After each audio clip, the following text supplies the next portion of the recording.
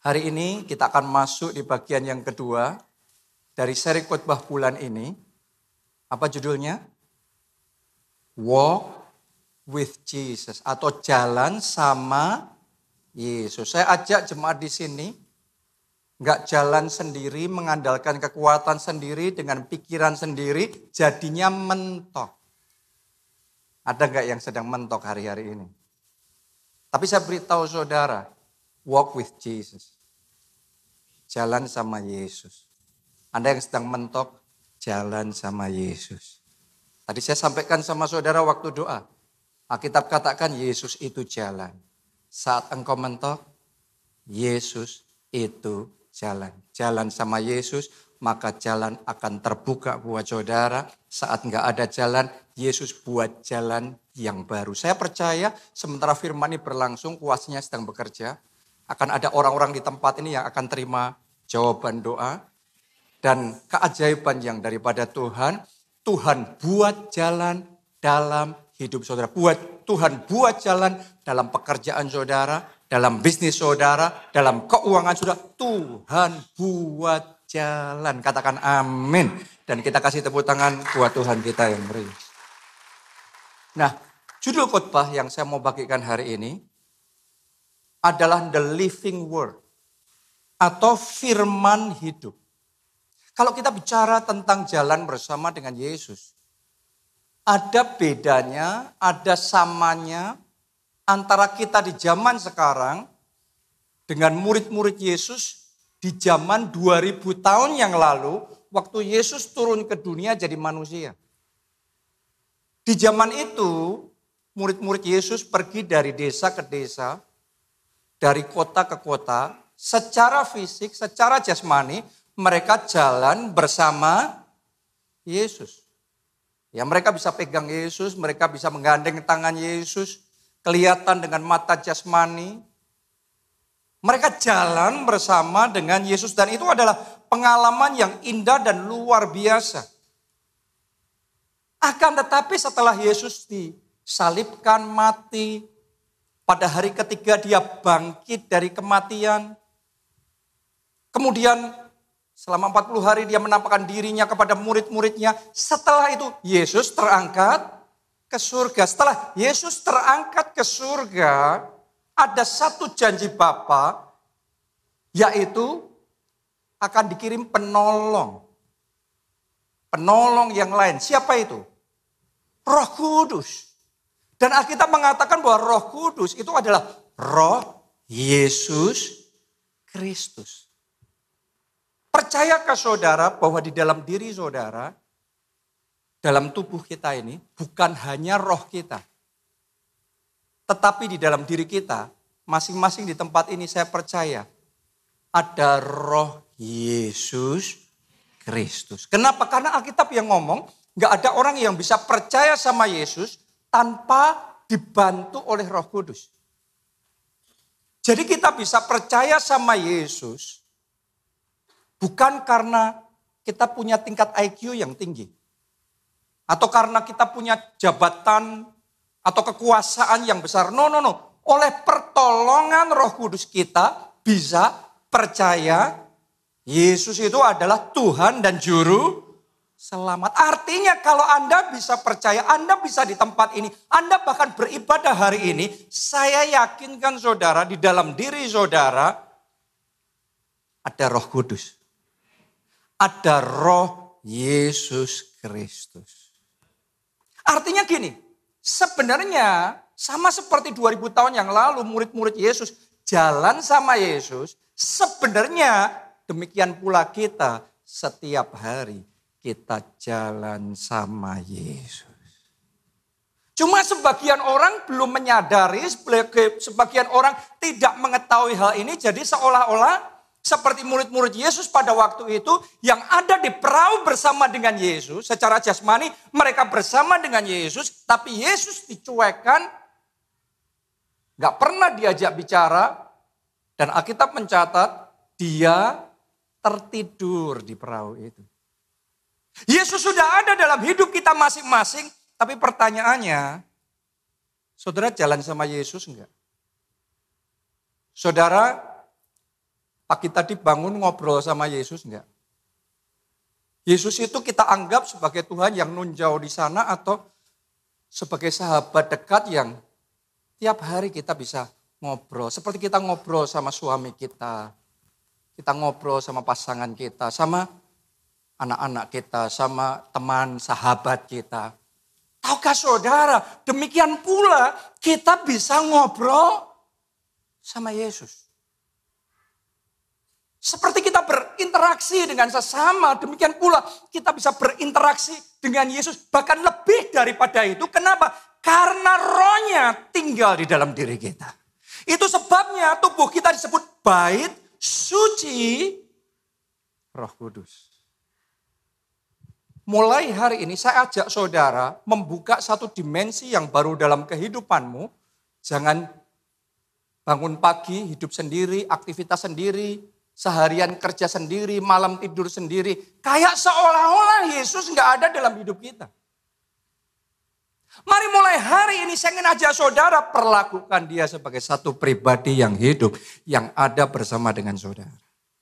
Selama Yesus tertidur di perahu itu, murid-muridnya panik karena ada taufan yang keras menghantam perahu mereka dan tetap nggak ada sesuatu yang terjadi. Sampai mereka membangunkan Yesus. Maka sesuatu terjadi. Maka Yesus bangkit. Maka Yesus menghardik taufan itu. Dan taufan yang keras itu menjadi teduh sekali. Dan mereka selamat. Mungkin saat ini hidup saudara sedang panik. Karena hari-hari ini ada begitu banyak goncangan secara finansial. Orang struggle di dalam bisnis, di dalam pekerjaannya. Jangan-jangan Anda struggle sendiri. Saya mau ajak saudara yang sedang panik, yang sedang gak ada jalan dalam hidup saudara. Mulai datang sama Yesus. Mulai jalan bersama dengan Yesus.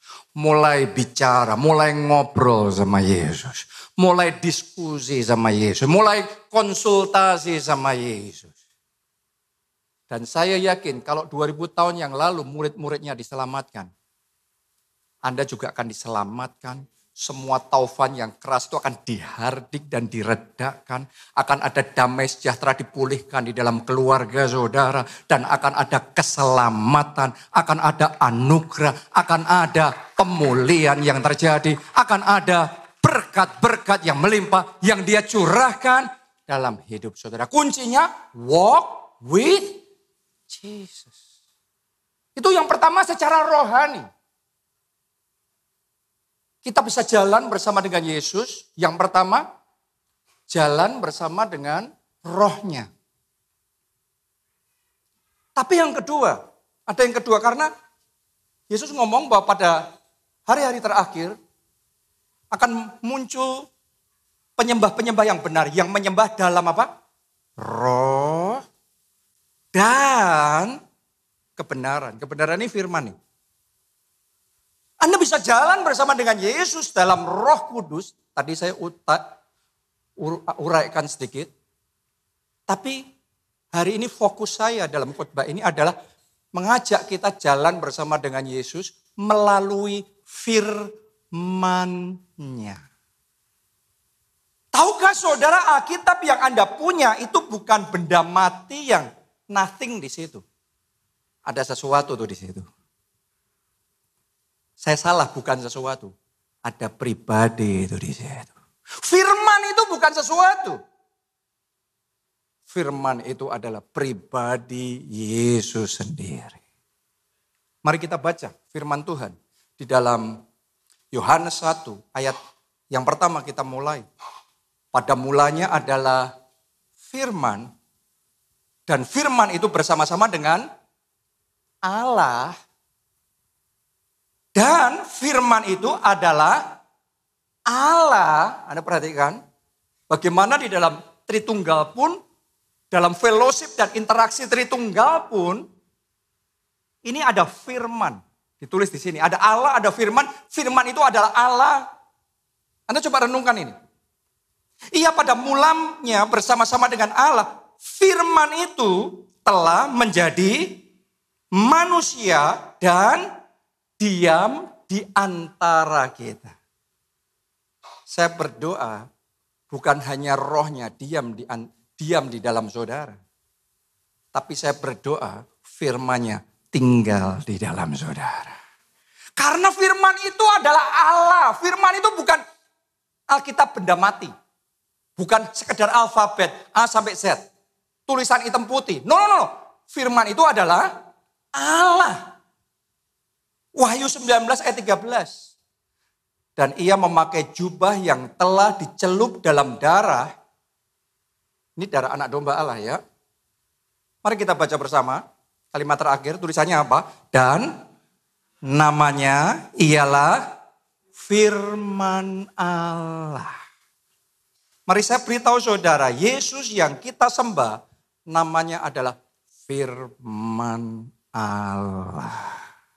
Jadi firman itu pribadi, firman itu Yesus Kristus. Kalau Anda bangun pagi, terus kemudian gak langsung sibuk, Anda ambil Alkitab, Anda baca dan Anda renungkan dulu. Artinya Anda sedang memulai hari saudara bersama Yesus. Itu walk with Jesus. Kalau saudara merenungkan firman siang dan malam, itu artinya engkau sedang membuka hidupmu dan membiarkan Yesus, firman, sang firman, memenuhi hidup saudara.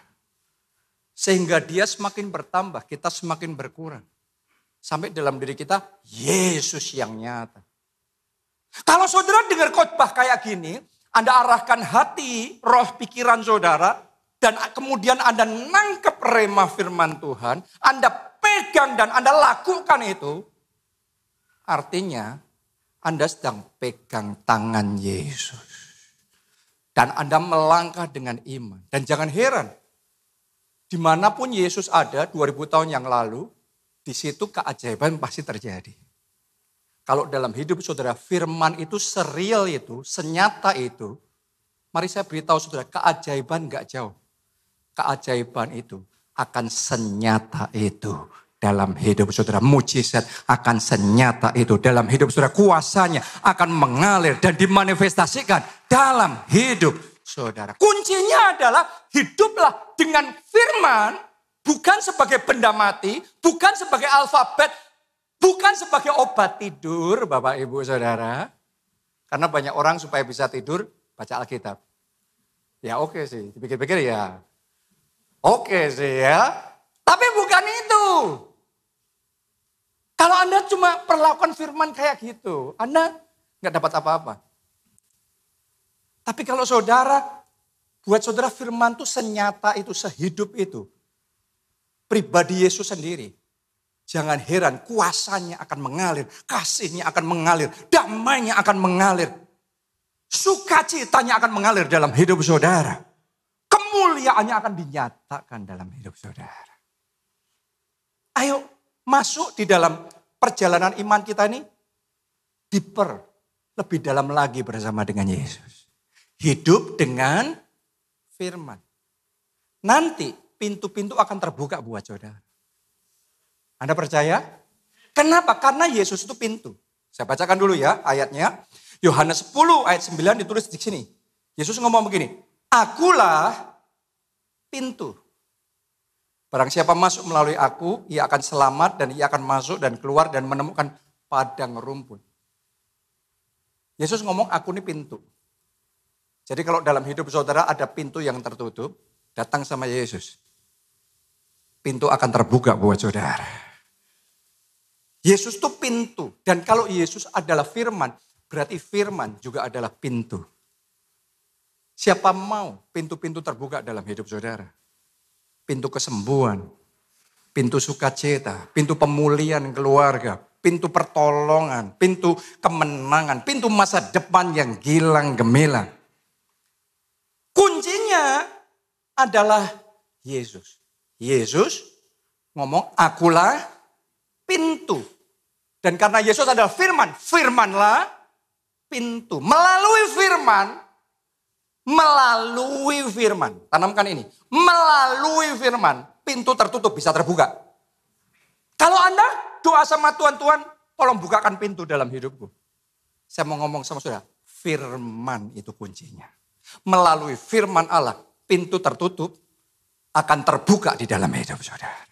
Hari ini saya mau bagikan 5 hal tentang firman adalah pintu. Nomor 1, firman adalah pintu masuk untuk mengenal Tuhan.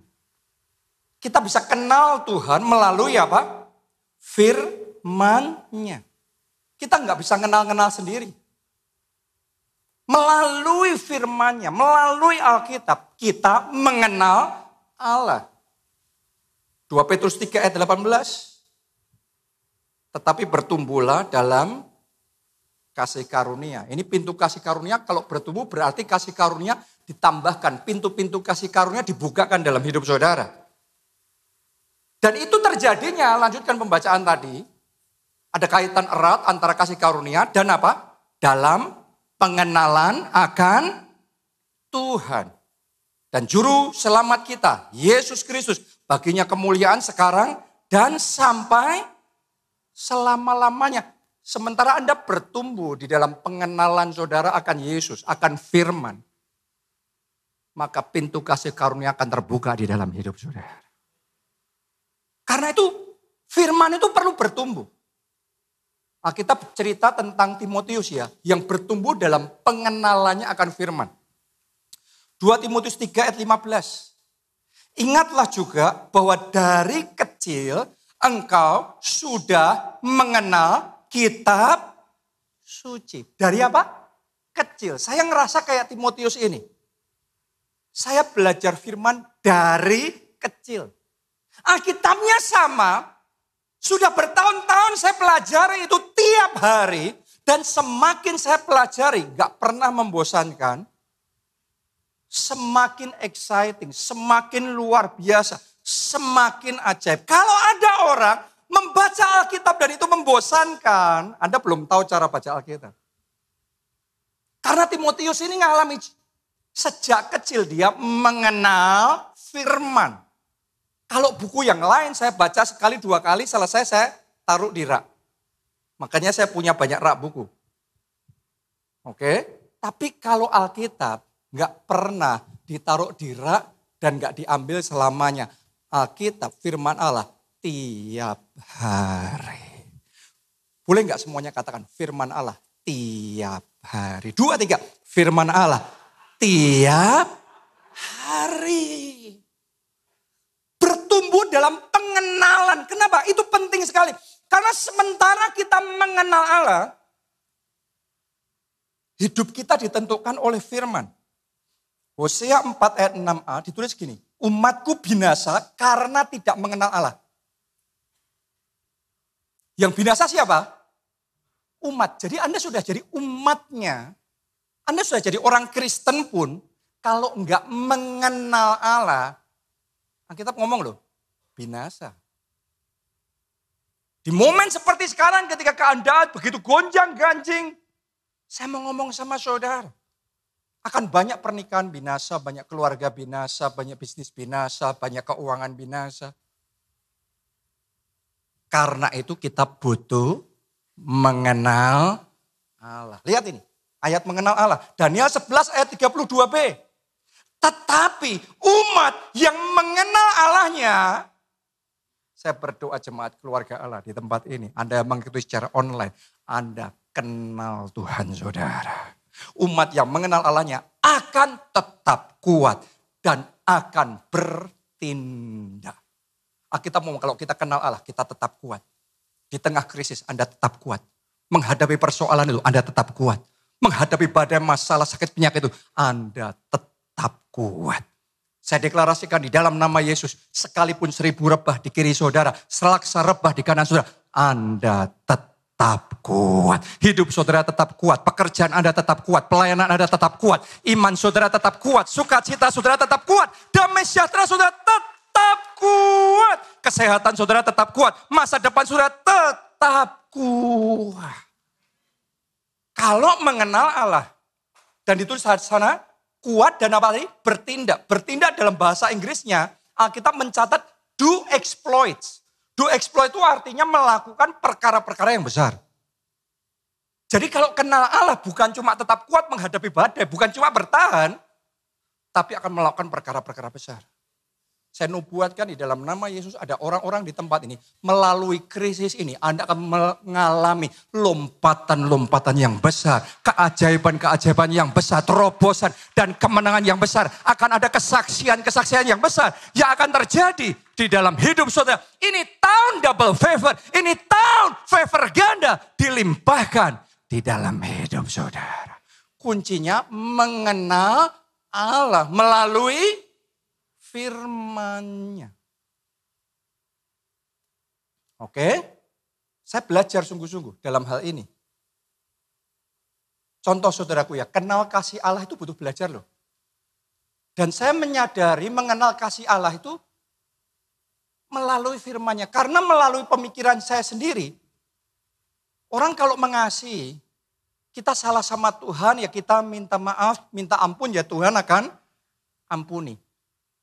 Tapi kalau kita sudah diampuni, kita salah lagi, kita minta maaf, minta ampun, diampuni lagi. Nanti setelah itu, buat dosa lagi, buat salah lagi, minta ampun, diampuni. Kalau gitu terus menerus, sampai di satu titik, kita pun ya tahu malu lah ya. Apa muka badak? Kita pun ya sadar diri, bahwa bahkan buat kita sendiri pun kita tahu kita nggak pantas banget untuk diampuni. Saya pikir ada momen dalam hidup saya waktu itu. Kayaknya nggak mungkin lagi. Ada kesempatan, kasih karunia, tapi kayaknya nggak mungkin lagi deh. Too much, terlalu banyak kesalahan saya.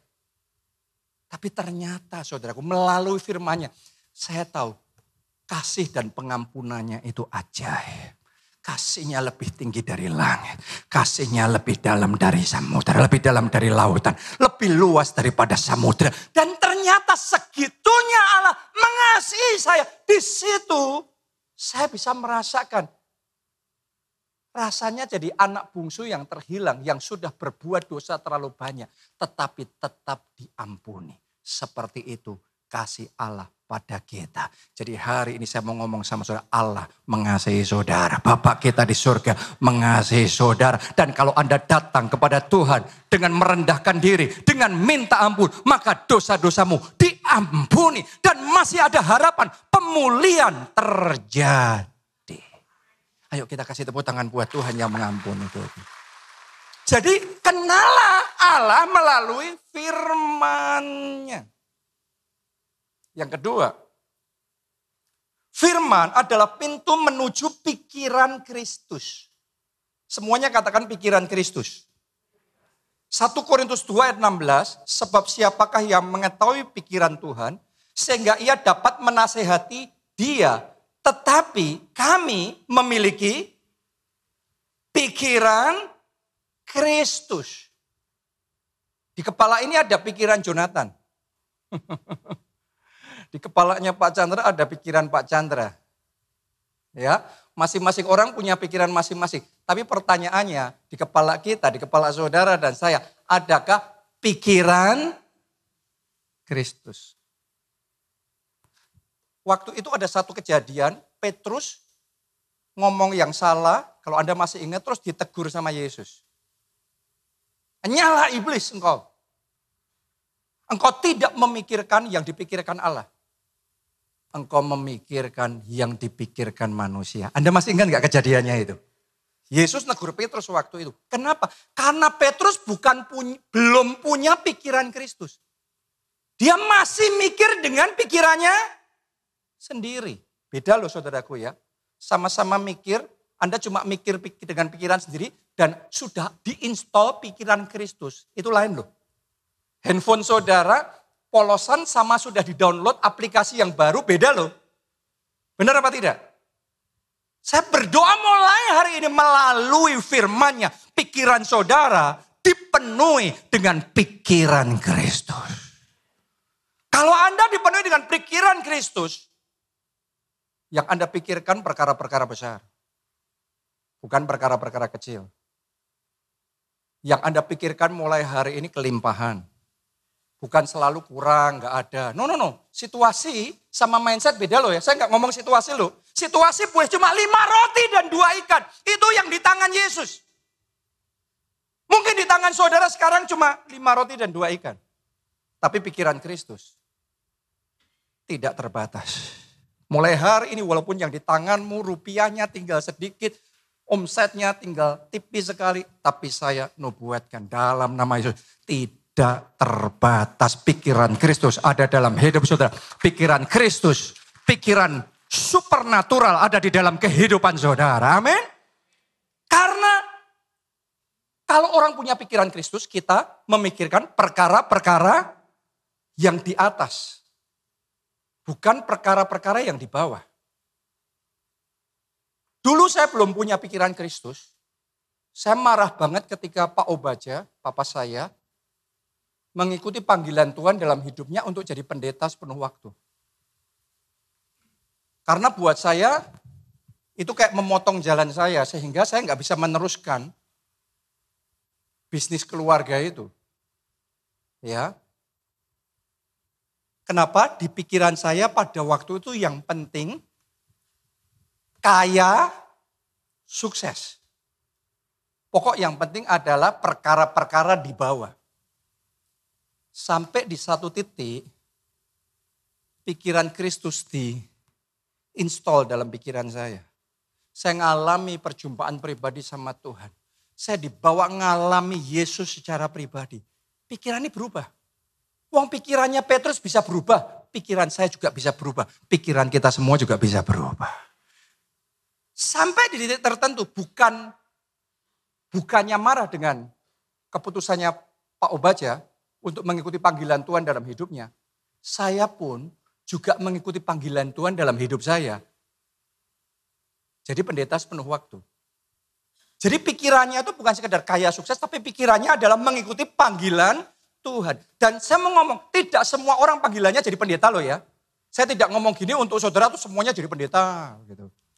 No, bukan itu. Tapi apapun panggilan Tuhan, apapun instruksi Tuhan dalam hidup saudara, kerjakan itu. Kalau Anda punya pikiran Kristus yang engkau kejar, bukan perkara-perkara di bawah, tetapi perkara-perkara yang di atas. Kalau engkau punya pikiran Kristus yang Anda kejar, adalah diberkati dan jadi berkat. Bukan sekedar untuk diri sendiri cuan-cuan dan cuan terus. Kalau saudara punya pikiran Kristus, yang Anda akan lakukan, Anda akan mengampuni orang itu yang bersalah sama saudara. Bukan menyimpan dendam. Kenapa? Karena yang kita pikir adalah perkara-perkara di atas. Yang Anda kejar adalah perkenanan Tuhan di dalam kehidupan saudara. Dan itu kita dapat melalui firman-Nya. Sekarang yang ketiga. Firman adalah pintu jawaban atas segala pertanyaan dalam hidupmu. Lukas 10 ayat 25 dan 26. Pada suatu kali berdirilah seorang ahli Taurat untuk mencobai Yesus. Katanya, Guru, apa yang harus kuperbuat untuk memperoleh hidup yang kekal? Ayat 26. Coba semuanya baca bersama ayat 26. 1, 2, 3. Jawab Yesus kepadanya, apa yang tertulis dalam hukum Taurat, apa yang kau baca di sana? Waktu Yesus ditanya gimana untuk dapat hidup yang kekal, Yesus nggak langsung jawab. Jawabannya Yesus itu gini, apa yang kau baca? Apa yang tertulis di dalam firman. Jadi baliknya lagi adalah firman. Masing-masing dalam hidup kita akan ada momen-momen di mana kita ini punya pertanyaan yang kita deadlock, nggak tahu jawabannya. Berhadapan dengan anak yang kayak gini gimana caranya? Nggak tahu. Berurusan dengan istri yang seperti itu gimana ini? Semua serba salah, nggak tahu caranya. Beresin bisnis yang sudah ruwet kayak gini gimana? Nyelamatin keuangan dalam kondisi krisis kayak gini gimana? Ada banyak pertanyaan yang kita manusia tidak bisa jawab. Bahkan Anda pakai ChatGPT pun tetap tidak bisa. Anda pakai AI, Artificial Intelligence pun tetap tidak bisa. Saya mau ngomong sama saudara, datang sama Yesus. Dan Yesus caranya memberitahu kita adalah apa yang tertulis. Apa yang kau baca. Yang jadi masalah banyak orang, pintunya selalu ketutup, gak pernah bisa naik level, maju level berikutnya. Karena gak pernah baca manualnya, gak pernah baca firmannya. Yesus ngomong kuncinya itu loh, tertulis, sudah tertulis. Tapi kamu gak baca, kamu gak pelajari, kamu gak gali, kamu gak tahu. Tapi sudah ada semua di sana, di dalam firman-Nya.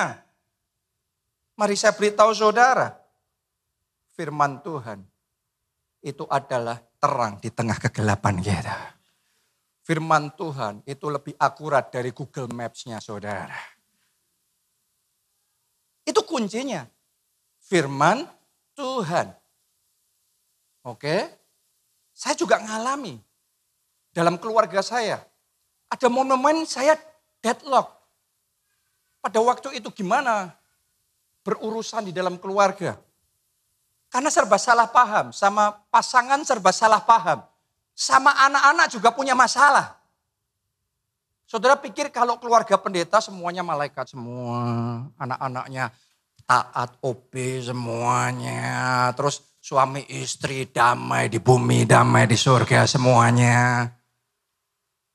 Ada sebagian orang yang ngomong, Pak Jonathan sih pasti happy. Gimana enggak happy? Kan istrinya Pastor Nita. Cantik, pinter, baik. Saya mau ngomong begini sama saudara. Kalau suami istri yang satu dominan, yang satu biasa aja ya tinggal ngikut. Yang dominan, benar apa tidak? Tapi kalau dua-duanya dominan, nah di rumah siap-siap. Itu melampaui perang dunia ketiga saudara.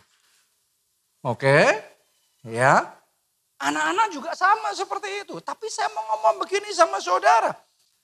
Di saat saya sudah deadlock, di saat saya sudah gak ngerti apa yang harus dilakukan. Ya karena semakin bicara semakin salah. Suatu kali melalui firman-Nya ada jalan keluar. Firman-Nya simple, firman Tuhan ngomong tentang bersukacitalah senantiasa di dalam Tuhan. Sekali lagi aku katakan, bersukacitalah. Filipi 4 ayat 4. Memahami itu saya jadi ngerti, oh dalam hidup saya yang Tuhan mau saya tuh bersukacita senantiasa. Karena kadang-kadang suami istri itu saudaraku ya, kita itu tarik-tariannya. Kita itu, kamu harusnya gini dong. Loh kok kamu gak gitu? Kok kamu gitu sih? Ya sudah saya gini ya. Loh saya sudah gini kok kamu gak gitu? Gak selesai-selesai. Ributnya gak selesai-selesai tambah rumit.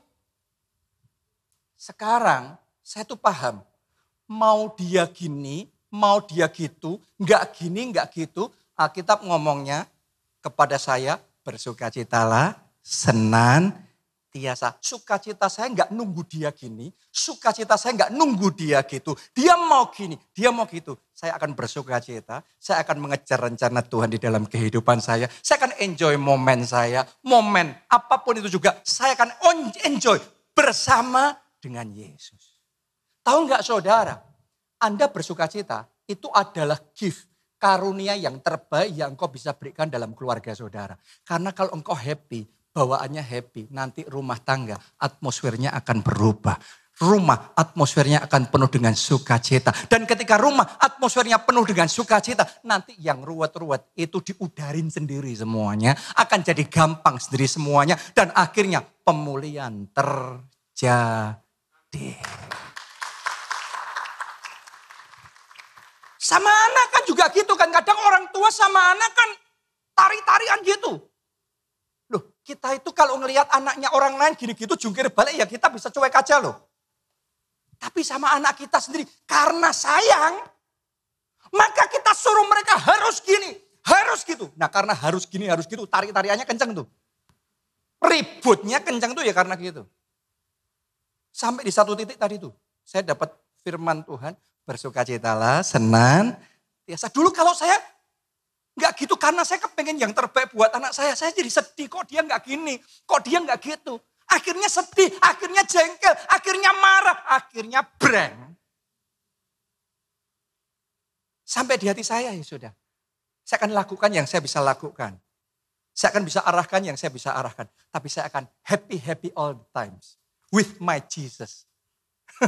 Saya akan happy setiap saat bersama dengan Yesus. Ternyata happy-nya saya itu mendatangkan kesepahaman. Mendatangkan hubungan yang baik. Dan akhirnya pemulihan terjadi. Akhirnya sukacita melimpah di dalam keluarga. Boleh katakan amin. Kita kasih tepuk tangan yang paling meriah buat Tuhan kita. Kuncinya ada di dalam firman Tuhan. Apapun masalah dalam hidup saudara sekarang, saya beritahu saudara, kuncinya firman Tuhan. Yang keempat, firman adalah pintu menuju hikmat yang superior. Oke, 2 Timotius 3 ayat 15. Ingatlah juga bahwa dari kecil engkau sudah mengenal kitab suci. Ini Timotius tadi ya. Sekarang saya lanjutkan ayat ini. Kitab suci atau firman Allah yang dapat apa? Memberi hikmat kepadamu. Sampai di situ aja. Kitab suci itu dapat memberi hikmat. Hari ini saya berdoa, hikmat Tuhan datang dalam hidup saudara. Hikmat Tuhan datang dan memberi solusi kepada saudara. Hikmat Tuhan memberi jalan keluar kepada saudara. Hikmatnya datang oleh firman Tuhan. Di momen dunia saat ini sedang dilanda dengan resesi, banyak pengusaha omsetnya turun. Banyak karyawan kena PHK. Banyak masyarakat terjerat pinjol. Yang mana saudara? Tapi saya mau ngomong sama saudara gini. Minta hikmat Tuhan. Anda dapat hikmat dari Tuhan. Anda bisa berjalan di atas air. Anda dapat hikmat dari Tuhan. Anda bisa mengalahkan krisis yang sedang menerpa. Saya masih ingat. Ya, satu jemaat kita. Seorang developer. Waktu pandemi 2020 kemarin. Anda tanya sama developer se-Jogja ini. Gimana properti di Jogja waktu pandemi, bahkan sampai sekarang. Lesu. Semua developer akhirnya deadlock. Tapi jemaat kita ini percaya 2020 itu rema yang ada di gereja kita saat bangsa-bangsa dalam kegelapan, dunia dalam kekelaman, tapi terang Tuhan terbit. Kemuliaan Tuhan nyata atas kita. Karena percaya dengan rema dari Tuhan itu. Dia bangkit, developernya sama, bangkit dan dia berjuang. Setelah itu dia bersaksi sama saya, 2020 adalah tahun memecahkan rekor lebih dari tahun-tahun sebelumnya. Coba Anda renungkan itu.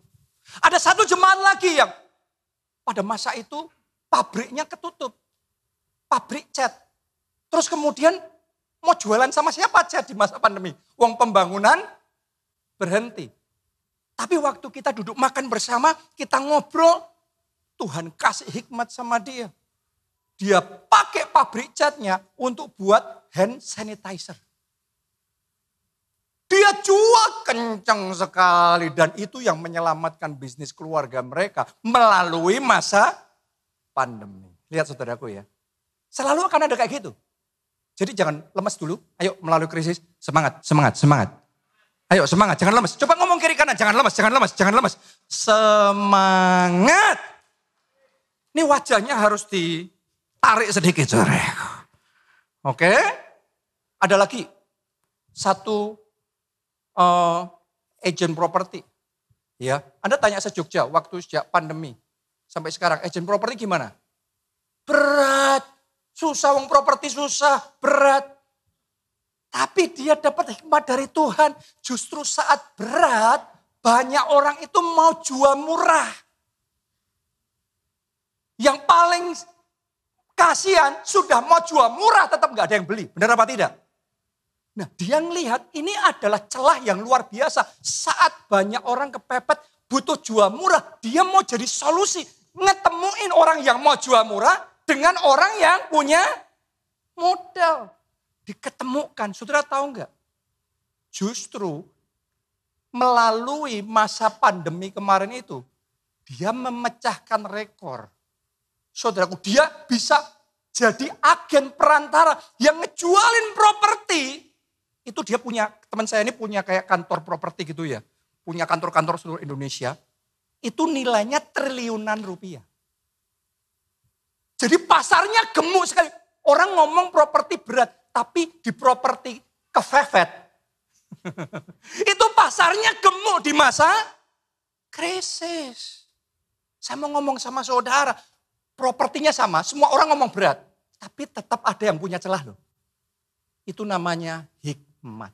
Dan saya berdoa saat ini, di dalam bidang Anda masing-masing, dalam nama Yesus, mata rohani saudara dicelikkan oleh Tuhan. Firman Tuhan membukakan mata rohani kita, sehingga kita dapat hikmat dari Tuhan. Dan ada jalan keluar. Katakan amin. Tepuk tangannya boleh yang meriah buat Tuhan. Jangan lemes dulu. Jangan lemes dulu. Di semua bidang pasti ada kesempatannya. Pasti akan ada kesempatannya. Minta hikmat sama Tuhan. Melalui firman-Nya. Oke? Ya. Yang terakhir, yang kelima. Firman adalah pintu menuju kuasa dan otoritas.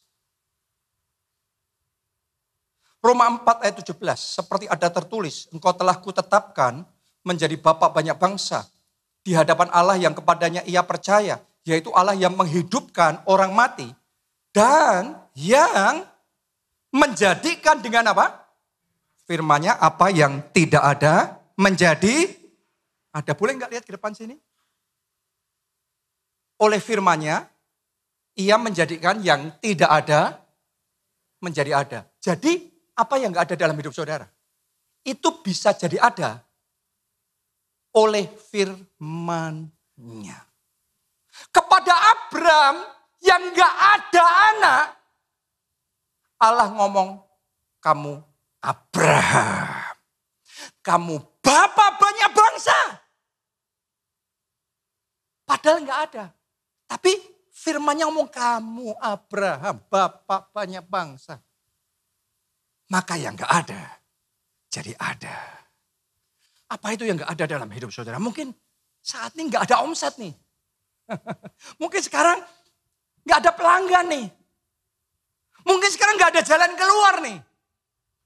Tapi saya berdoa dalam nama Tuhan Yesus, terang. Yang gelap jadi terang. Dalam nama Yesus pintu-pintu terbuka. Dan dalam nama Yesus kemenangan terjadi. Katakan amin. Kita kasih tepuk tangan yang meriah buat Tuhan yang sanggup membuat oleh firman-Nya apa yang tidak ada jadi ada. Anda baca Alkitab itu bukan cuma ngabisin waktu. Anda baca Alkitab itu Anda sedang menciptakan hal-hal yang belum ada dalam hidup saudara. Jadi ada, jadi ada, jadi ada oleh firman-Nya. Tempat ini jadi ada oleh firman-Nya. Tempat ini ada justru di masa pandemi loh. Di saat dunia lagi gelap. Semua orang lemes. Gereja-gereja putus asa. Tapi Tuhan oleh firman-Nya ngomong sama saya. Jalan ibadah onsite. Dan kita jalankan. Anda bisa ngeliat gak waktu di Jogja? Di Jogja waktu pandemi kemarin. Yang lainnya masih tutup. Kita jalan. Itu hidup dalam kuasa dan otoritas. Tidak takut sama pandemi. Tidak takut sama krisis. Tidak takut sama badai apapun yang terjadi. Ada orang deg-degan banget kalau baca resesi ini dolar naik. IHSG turun langsung stres. Anda bukan diciptakan untuk menjadi korban keadaan. Anda tidak diciptakan untuk Anda menjadi pecundang, orang yang kalah. Saya mau ngomong sama Anda dipilih untuk jadi pemenang. Bahkan lebih dari pemenang, Tuhan mengurapi saudara dengan tangan kanannya untuk mendatangkan kemenangan di dalam kehidupan kita. Karena itu bergeraklah dengan kuasa dan otoritas yang daripada Tuhan. Justru di masa pandemi ini dibangun loh tempat ini. Gedung Kalasan juga loh. Di masa pandemi loh. Di Jakarta Haleluya Center Peak, gereja kita 9 lantai. Dibangun di masa pandemi loh. Kuasa dan otoritas. Dan Anda jangan ngomong itu kan karena punya uang. Anda keliru. Petrus bisa berjalan di atas air itu bukan sudah nyiapin papan-papannya dulu. Itu kan prank YouTube zaman sekarang. Oh, enak aja saudaraku. Ya, bisa berjalan di atas air itu memang kuasa Tuhan. Kita bisa ngebangun ini itu, Anda pikir sudah ada duitnya. Itu kuasa Tuhan. Saya nubuatkan akan ada orang-orang di tempat ini yang sekarang tangannya cuma ada 5 roti dan 2 ikan. Tapi oleh kuasa dan otoritas Tuhan, yang sedikit itu akan diurapi dan diberkati. Yang sedikit akan jadi banyak. Bahkan bisa melakukan hal-hal yang besar. Dan masih ada ekstra kelimpahan. Jadi berkat Tuhan dalam hidup saudara. Anda percaya itu? Mari kita berdiri bersama. Pertolongan datang darimu, pengharapanku hanya padamu. Ku takkan goyah, ku takkan getar, sebab kau gunung batuku, kota benteng. Angkat 2 tanganmu. Pertolonganku datang darimu, pengharapanku hanya padamu. Ku takkan goyah, ku takkan getar, sebab kau gunung batuku, kota bentengku. Pertolonganku datang darimu, pengharapanku hanya padamu. Ku takkan goyah, ku takkan getar, sebab kau gunung batuku, kota benteng keselamatanku. Sungguh dia pertolongan kita. Dia kota benteng dan keselamatan kita. Tapi untuk kita bisa mengalami pertolongan dan keselamatan, nomor 1 yang paling penting, kita terima Yesus sebagai Tuhan dan Juru Selamat kita secara pribadi. Maka dosa-dosamu akan diampuni. Dan engkau akan terima jaminan keselamatan untuk bisa masuk dalam kerajaan surga. Anda yang mau itu, angkat 2 tangan saudara. Ikuti doa. Tuhan Yesus, masuklah dalam hatiku. Jadi Tuhan dan Juru Selamat. Jadi Tuhan. Ampuni dosa-dosa. Selamatkan aku ya Tuhan. Mulai sekarang, hidupku milik Yesus. Aku mau mengikuti Yesus. Melayani Yesus seumur hidupku. Dan aku percaya aku sudah diselamatkan. Pakai aku Tuhan untuk menyelamatkan keluargaku dan teman-teman. Terima kasih. Yang kedua, siapa yang mau meresponi firman Tuhan hari ini? Siapa yang mau walk with Jesus? Bukan Alkitab itu kayak benda mati, no. Tapi Anda benar-benar berinteraksi dengan real bersama dengan Yesus melalui firman-Nya. Anda yang mau itu, angkat 2 tangan saudara. Mari angkat suara saudara. Masing-masing berdoa. Katakan bahwa aku lebih dalam mengenal-Mu ya Tuhan. Ajari aku, bukakan mata rohaniku supaya aku melihat keajaiban dari firman-Mu. Betapa ajaibnya firman-Mu. Firman-Mu itu hidup. Firman-Mu itu berkuasa. Firman-Mu itu pribadi yang nyata. Firman-Mu ya Tuhan, itu yang menjadi pertolonganku. Firman-Mu itu yang menjadi jalan keluarku. Firman-Mu itu yang menjadi pengharapanku. Firman-Mu ya Tuhan. Orang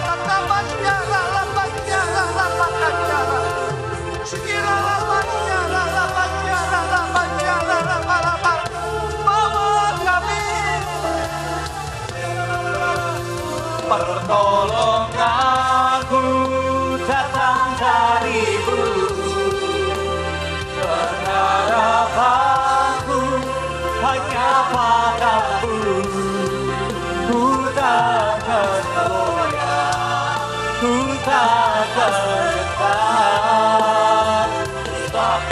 gunung batu. Jemaat saja, jemaat sendiri. Pertolongan